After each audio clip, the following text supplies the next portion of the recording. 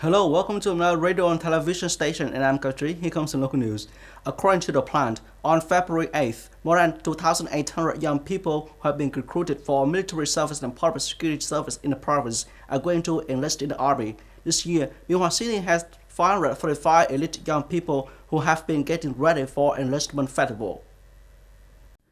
In the 2023 recruitment season, Army Ward had 22 young people matriculated for military service, continuing the tradition of heroic hometown Binhua. The number of young people volunteering to enlist this year has increased, and the quality has also been improved.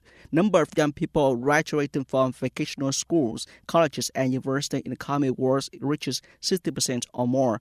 Over the past time, the locality has well implemented the military re-end policies such as supporting capital for families to do the business, support vocational training, visit and encourage, creating a solid premise, having young people feel secure to enlist in the army.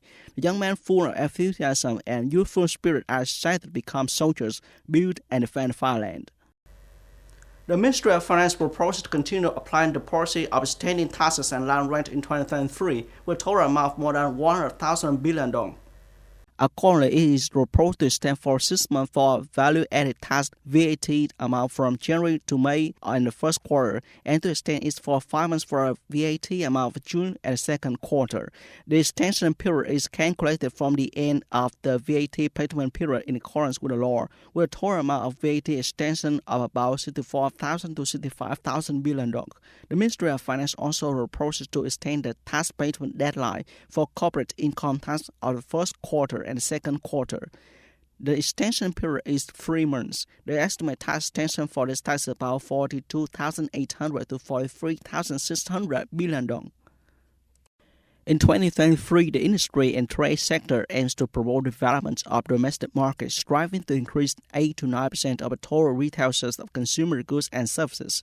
In addition, strengthening connectivity, ensuring the balance of supply and demand of essential goods, contributing to stabilizing commodity prices circulating in the market, and the goal of controlling inflation below 4.5%, set out in the Resolution Number 1 of the Government on Social Economic Development Plan in 2023. The Ministry of Industry and Trade also aims to support domestic consumption of goods, especially agricultural commodities, into the harvest season, innovate, organize the connection of domestic supply and demand in the online environment, and based on the new platforms creating a favorable and stable consumption channel. U.S. President Joe Biden said relations between the U.S. and China have not been weakened by the state downing of suspected Chinese spy balloon over the weekend.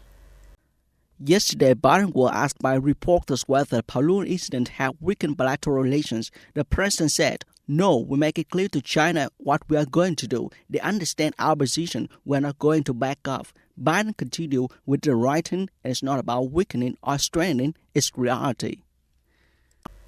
Former Israeli Prime Minister Naftali Bennett revealed his travel to Moscow as Prime Minister of Israel last March to broker a ceasefire between Russia and Ukraine, and two sides agreed to implement the deal, but the talks were disrupted by the West.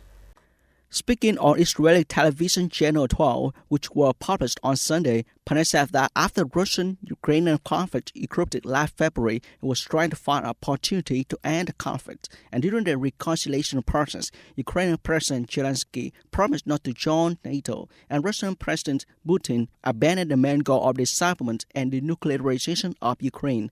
More impressively, both Russia and Ukraine want a ceasefire, but at some point, the West decided to topple Russian President Vladimir Putin rather than negotiate. The former Israeli Prime Minister also said all his actions had been agreed in detail with the U.S., Germany, and France. In April 2022, Russian Foreign Minister Sergei Lavrov also said that the Russia-Ukraine negotiation, which took place quite successfully in Istanbul, were broken down by order from the U.S. and the UK. That's all for today. Thank you for watching and goodbye.